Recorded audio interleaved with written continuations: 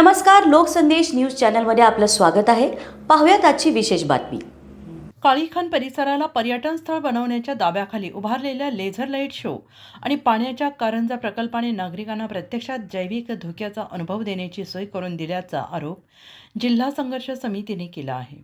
Evening retreat उर्फ काळीखान या प्रकल्पाविरोधात आज शहरातील सामाजिक कार्यकर्ते PPE किट, मास्क आणि गॉगल्स लावून काळीखणीवरील शो पाहण्यासाठी जमून वैशिष्ट्यपूर्ण पत्रकार परिषद घेत आरोग्याविषयी गंभीर इशारा दिलेला असून कारण प्रेक्षकांवर कारंजातून उडणारे पाणी हे स्वच्छ नसून मलमूत्र मिश्रित असल्याचं समोर आलेलं आहे। या सुवर्णक्षणांचा लेझर शो पाहताना प्रेक्षकांच्या अंगावर दुर्गंधीयुक्त पाण्याचे थेंब उडणे, आजूबाजूला घाणेरड्या दुर्गंधीचा त्रास संपूर्ण अनुभव स्मार्ट प्रोजेक्ट नावाखाली स्मार्ट यातना असल्याचं कार्यकर्त्यांचं म्हणणं आहे।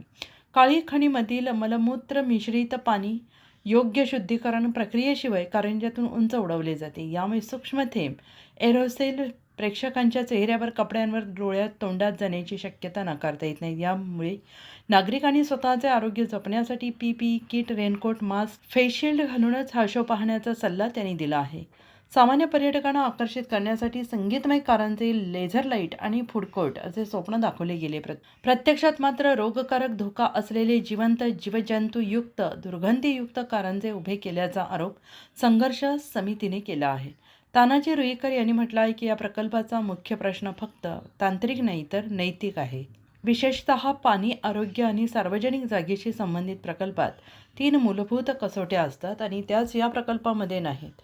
कारंजातील पाण्याचे शुद्धीकरण, व्यवस्था, तपासणी अहवाल आणि देखरेख दुरुस्ती यांचे पारदर्शक रेकॉर्ड नागरिकांसमोर ठेवले आहे का? सल्लागार, आर्किटेक्ट, महापालिका अधिकारी आणि राजकीय निर्णयकर्ते प्रत्येकाची स्वतंत्र आणि संगनमताने होणारी जबाबदारी निश्चित होणार आहे का? हा प्रकल्प आर्किटेक्टच्या व्यावसायिक निष्काळजीपणाचे उदाहरण म्हणून अभ्यासले पाहिजे असे आहे। त्यांनी सुंदर कलाकृती हा शब्द वापरून नागरिकांच्या आरोग्य सुरक्षेच्या मूलभूत निकषांकडे दुर्लक्ष केले आहे। सतीश साखळकर यांनी असं म्हटलं आहे की ज्या पाण्याचा रंग हिरवट आणि असह्य वास दुरूनच जाणवतो ते पाणी कारंजातून प्रेक्षकांच्या अंगावर उडवणे हा महापालिकेचा नवा वेलनेस प्रोटोकॉल आहे का? जर हे पाणी निरुपद्रव्य आहे असे महापालिका म्हणत असेल तर सर्व संबंधित अधिकारी आणि सल्लागारांनी सर्वप्रथम PPE किटशिवाय पहिल्या रांगेत बसून हा शो दररोज अनुभवावा। शंभूराज काटकर यांनी असं म्हटलेलं आहे, महाराष्ट्राची राजभाषा मराठी असताना इव्हिनिंग रिट्रीट असे इंग्रजी नाव देण्याची नामांकित कल्पना सुचवणाऱ्या व्यक्तीचा आम्ही सांगलीच्या स्टेशन चौकात शिवसेना स्टाईलने जाहीर सत्कार करणार आहोत। सांगली, मिरज आणि कुपवाड शहर महानगरपालिकेचा अत्यंत दुर्मिळ असा हा प्रकल्प करून कोट्यावधी रुपये या काळ्या खनिच्या पाण्यामध्ये घातलेला आहे।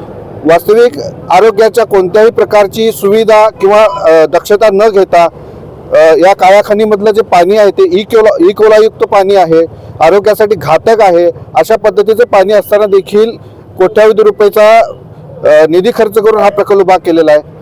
त्यामुळे आम्ही हा प्रकल्प पाहणी करण्यासाठी स्वतःचे आरोग्य सुरक्षित ठेवून PPE किट घालून या ठिकाणी या प्रकल्पाचा आनंद वजा मजा घेण्यासाठी आज आम्ही इथं आलेलो आहे। याचबरोबर एक प्रतिकात्मक आंदोलन सुद्धा आम्ही आज या ठिकाणी करतोय, जेणेकरून सामान्य नागरिकाच्या आरोग्याशी खेळणाऱ्या सांगली, मिरज आणि कुपवाड शहर महानगरपालिका प्रशासनाला लाज वाटावी अशीच ही गोष्ट आहे। वास्तविक कोरोनासारखी महामारी आली त्यावेळेला देखील काय सामान्य नागरिकांनी यातना भोगल्या हे जगजाहीर असताना देखील अशा पद्धतीचं फक्त आणि फक्त ठेकेदारी जगवणं आणि टक्केवारीसाठी या ठिकाणी हा पैसा खर्च केलेला आहे असंच म्हणावे लागेल। सांगली, मिरज आणि कुपवाड शहर महानगरपालिकेची स्थापना होऊन आज 27 वर्षे झालेली आहेत। मात्र एखादा पोलिओ सदृश्य बाळ असे अशी अवस्था या महापालिकेची आहे। एक सुद्धा गोष्ट धड यांनी केलेली नाही।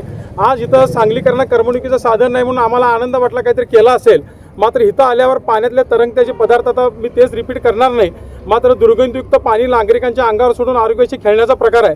त्याच पद्धतीनं 8-8.5 कोटीतले आता 2.5 का 3 कोटी रुपये खर्च केलेले आहेत। इथं मध्ये ते बांधकाम आरलेलं आहे।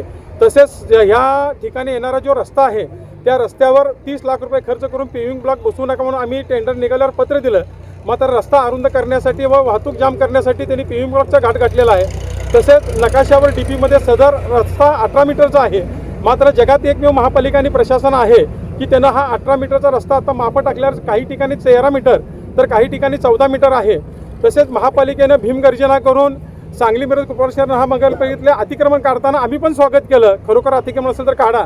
मात्र ज्या नैतिकतेने महापालिका दुसऱ्यांचे अतिक्रमण काढते तीच महापालिका इथं सामाजिक क्षेत्रात हे प्रोजेक्ट करून नागरिकांच्या जखमेत मीठ नोंदवण्याचा प्रकार केलेला आहे.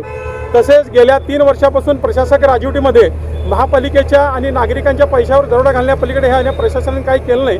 त्याचा निषेध व्यक्त करण्यासाठी मी आज इथं आंदोलन करतोय.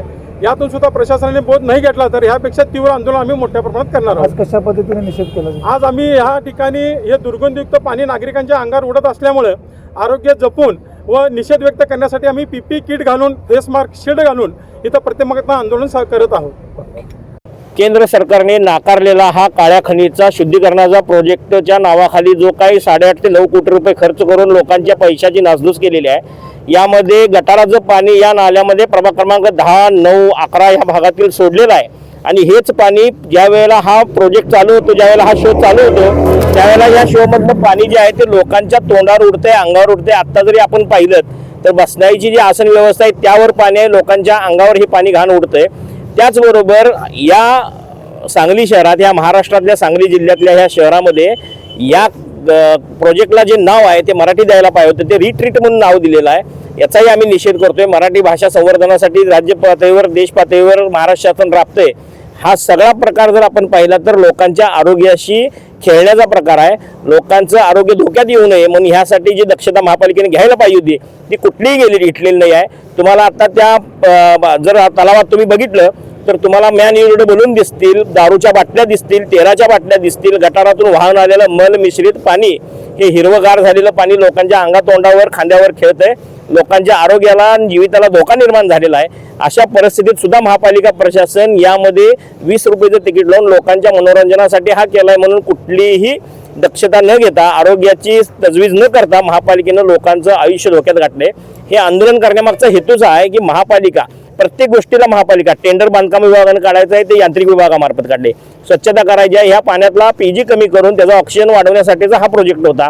मात्र ह्यातला PG कमी होईल याची दक्षता न घेता, ते पाणी लोकांच्या अंगावर कसं उडणार नाही याची दक्षता न घेता, यामध्ये गटरीत येणारं पाणी थांबवलं पाहिजे याची दक्षता न घेता महापालिकेनं हा लोकांच्या माती मारलेला हा प्रकल्प आहे. आणि या प्रकल्पाचा खर्च आणि बाकीच्या गोष्टी बघितल्या तर महापालिका प्रशासन या प्रकल्पात आर्थिक अडचणीत येणार आहे. आणि ह्या सगळ्या प्रकल्पाचा अभ्यास करून हा प्रकल्प केला असताना याचे दुर्गामी परिणाम हे महापालिकेला पुरवणार नाहीत हे माहीत असताना सुद्धा ज्या आर्किटेक्टनं, ज्या इंजिनियरनं, ज्या कर्मचाऱ्यांनी, ज्या विभागानं कुठलीही परवानगी न घेता हा प्रोजेक्ट केलेला आहे, त्यांच्या पगारातून या पैशाची वसुली करावी ही आमची ह्या भूमिका आहे. लोकांचे पैसे, लोकांच्याकडे रस्ते नाहीत, गटार नाहीत, आरोग्याच्या सुविधा नाहीत, त्यावर खर्च करायला सोडून चुकीच्या पद्धतीने बदलबच्च्यांच्या अधिकाऱ्यांची खिशे भरण्याची भूमिका प्रशासकांनी घेतलेली आहे. त्याला आमचा विरोध आहे.